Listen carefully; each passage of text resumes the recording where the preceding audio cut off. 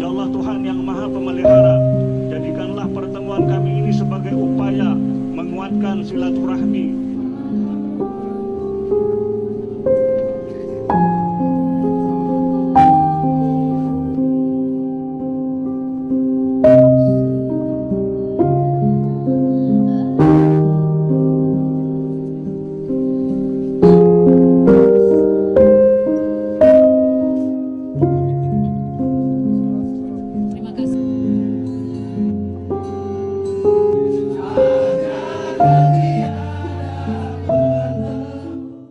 Tentu kita selalu bermohon kepada Tuhan Yang Maha Kuasa agar almarhum dan korban yang luka-luka segera dipulihkan, dan khusus kepada almarhum supaya diberikan kelapangan husnul khotimah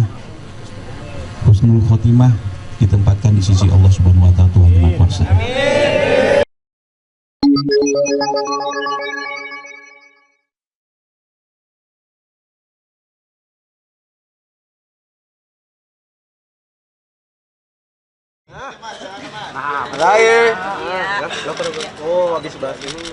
Menteri Koordinator Bidang Infrastruktur dan Pembangunan Kewilayahan Agus Harimurti Yudhoyono memaparkan arahan dari Presiden Prabowo Subianto yang meminta agar fasilitas yang rusak akibat aksi demonstrasi di berbagai titik di berbagai daerah segera diperbaiki.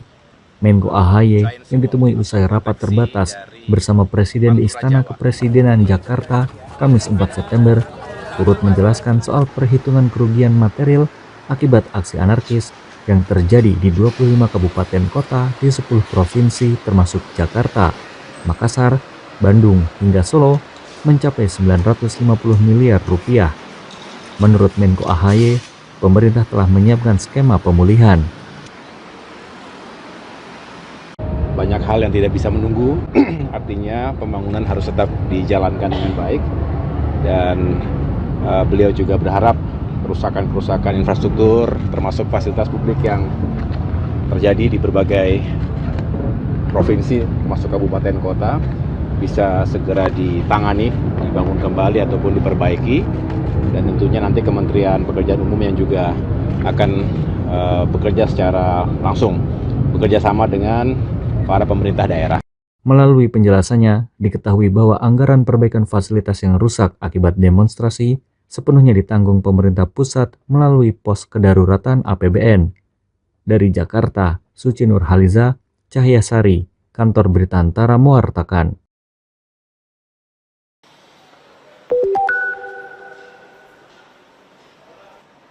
Bribka Rohmat, yang merupakan sopir kendaraan taktis atau rantis pada insiden tewasnya pengendara ojek online Alvan Kurniawan, berharap dirinya masih dapat menjalankan tugas sebagai anggota Polri hingga pensiun. Hal tersebut diungkapkan Rohmat usai majelis memberikan sanksi kepada dirinya dalam sidang Komisi Kode Etik Polri KKEP di TNCC Mabes Polri, Jakarta Selatan, Kamis 4 September.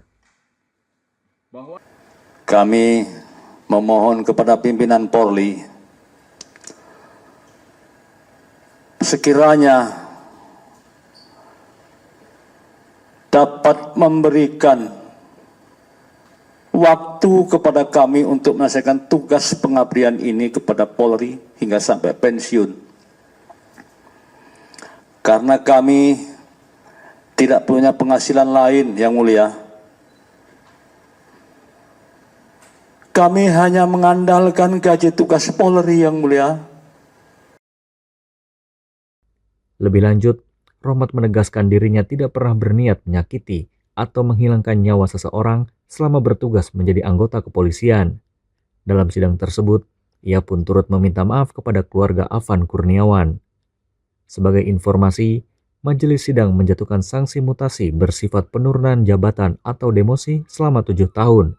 Selain itu, majelis juga menjatuhkan hukuman penempatan khusus atau patsus selama 20 hari terhitung sejak tanggal 29 Agustus lalu.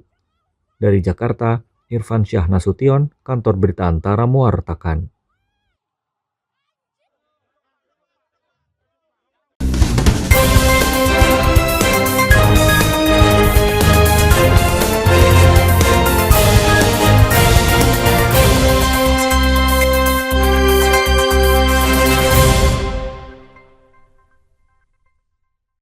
Sobat ATR BPN, tanahmu ingin disertifikatkan?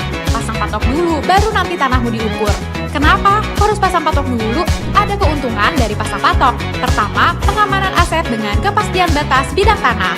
2. Meminimalisir sengketa dengan pemilik bidang tanah yang berbatasan. 3. Memudahkan dan mempercepat petugas pertanahan untuk mengukur dan memetakan tanahmu. Pasang patok itu gampang, bisa dilakukan sendiri, karena bisa dibuat dari beton, pipa besi, pipa paralon, atau kayu. Tapi ingat, yang pertama, pemasangan patok itu harus kesepakatan antara pemilik tanah dengan tetangga yang berbatasan. 2. Ukuran patok tanah yang dibuat sekurang-kurangnya sepanjang 50 cm. Nah, kalau patok sudah terpasang, tanahmu bisa langsung diukur petugas Kementerian ATR BPN untuk ikut program Pendaftaran Tanah Sistematis Lengkap atau PTSL. Tanahmu jadi bisa lebih cepat bersertifikat. Ayo pasang patok tanahmu, pasang patok, anti cekcok, anti caplok.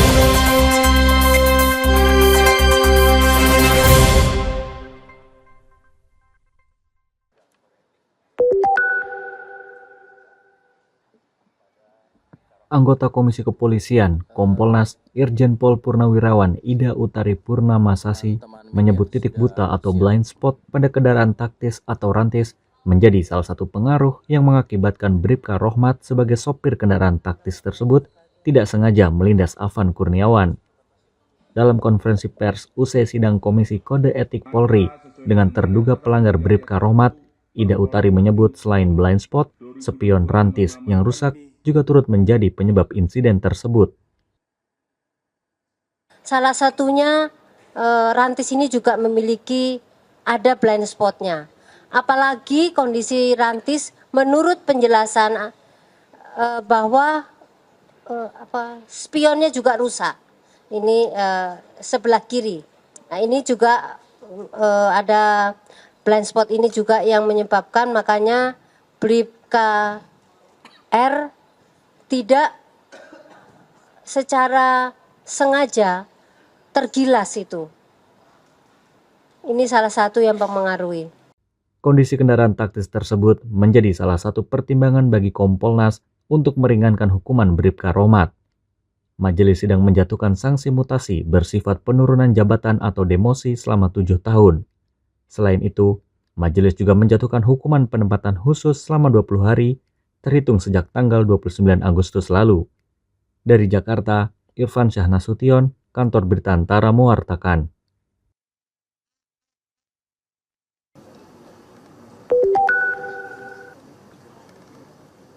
Polda Metro Jaya menetapkan sebanyak 43 orang tersangka, di mana satu di antaranya adalah seorang anak berusia di bawah 18 tahun terkait dugaan aksi anarkis dalam unjuk rasa sepanjang akhir pekan Agustus lalu.